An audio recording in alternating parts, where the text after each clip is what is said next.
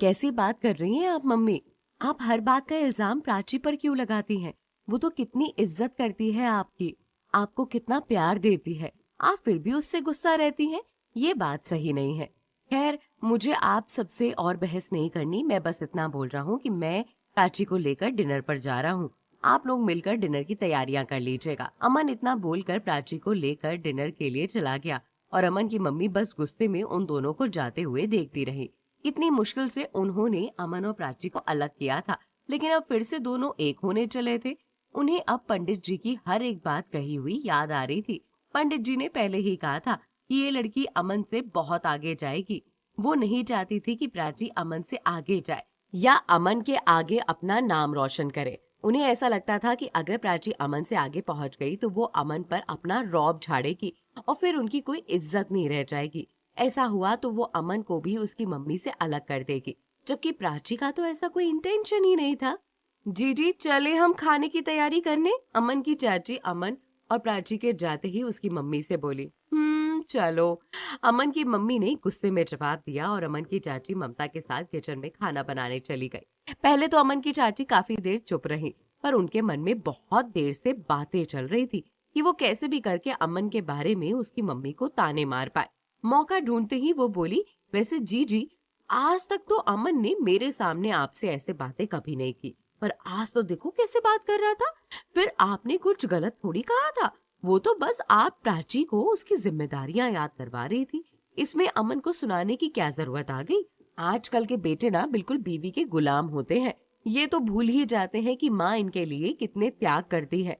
शादी के बाद तो उनकी बीवियां ही उनके लिए सब कुछ हो जाती है। अमन की मम्मी अमन की चाची की हर एक बात चुपचाप सुनती रही। उनके कलेजे पर तो पहले ही चोट पहुंची थी और अब अमन की चाची ने उस पर छुरी चला दी थी। अमन की मम्मी चुपचाप उनकी बातें सुनती रही, लेकिन कुछ कहा नहीं। जवाब देती भी तो क्या देती?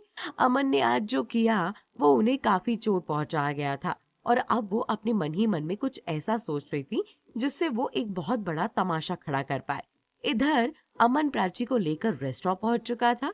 उसने पहले ही प्राची के लिए टेबल बुक कर दी थी। टेबल पर रखे केक से अमन ने कपड़ा हटाया और फिर प्राची को किस करते हुए बोला, belated happy first month anniversary. और ये रहा हमारा एनिवर्सरी केक। कैसा लगा? Wow, it's so beautiful. Thank you Aman, thank you very much. Prachi खुश होकर बोली, तुम्हारे चेहरे की मुस्कान ही तो मेरा दिल लूट लेती है बार बार। तुम भी ना, सब है यहाँ। क्या यार, अब हम मैरिड कपल हैं। तुम भी ना, चलो बैठो। ये कहकर अमन ने चेयर आगे की तो प्राची चेयर पर बैठ गई और उसके बाद अमन ने प्राची के साथ केक कट किया और फिर केक कट करने का एक बाइट प्राची के मुंह में डालते हुए बोला, thank you for being my life partner. Thanks to you also, Prachi ने जवाब दिया। आज अमन और प्राची बहुत खुश थे। प्राची इसलिए खुश थी क्योंकि अमन आज उसे डिनर पर लेकर आया था, वरना इतने दिनों में तो शादी के बाद उन्होंने कहीं घूमा फिरा भी नहीं था ढंग से। मेरे पास तुम्हारे लिए एक और सरप्राइज है। ये देखो, पेरिस की हनीमून की टिकट हमारी। प्राची की खुशी का अंदाजा ही नहीं था। फिर अचानक उसकी खुशी मायूसी में बदल गई। तो अमन ये देखकर परेशान होते हुए बोला, क्या हुआ? अभी तो इतनी खुश थी, एकदम तुम्हारा चेहरा उदासी में क्यों बदल गया? अमन, मुझे तुमसे कुछ बात करनी थी, प्राची घबराते घबराते बोली। हाँ बोलो ना, क्या बात है? अमन, एक्चुअली मैं चाह रही थी कि मेरा और आरव का जो शोरूम है, मैं उसकी एक ब्रांच दिल्ली में ओपन कर लूं। अब शादी के बाद तो मैं इंदौर जाने से रही। दिल्ली में तो मैं अपना बिजनेस शुरू कर सकती हूँ। तुम्हें पता है ना, हमारे शोरूम की प्रोडक्ट की दिल्ली में काफी डिमांड है और मैं चाहती हूँ कि मैं अपना शोरूम यहाँ ओपन कर लूँ। इससे क्या होगा कि मैं आगे काम कर पाऊंगी और तुम्हें ज्यादा बोझ भी नहीं लगेगा। अमन 2 मिनट चुप रहा और फिर हाथ मलते हुए बोला, आइडिया तो काफी अच्छा है। तुमने मुझे पहले क्यों नहीं बताया? काफी दिनों से बताना चाह रही थी, पर हिम्मत नहीं हुई। डर लगता था कि कहीं तुम मना कर दो तो।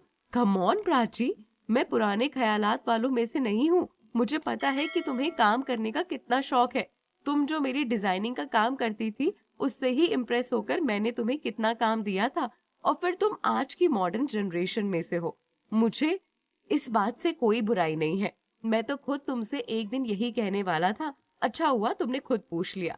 तुम बिल्कुल आजाद हो, तुम्हें जो करना हो तुम कर सकती हो। थैंक यू, तुमने मेरी आज बहुत बड़ी टेंशन दूर कर दी। कितने दिनों से मेरे मन में यही था कि मैं कैसे तुमसे कहूँ। थैंक यू की क्या बात है, ये तो मेरा फर्ज है, अमन ने जवाब दिया। अब प्राची भी खुश थी। अब लेकिन आगे क्या होता है, कहानी में ट्विस्ट आता है या इनका खुशी और प्यार ऐसे ही बरकरार रहता है, पता चलेगा आपको अगले एपिसोड में।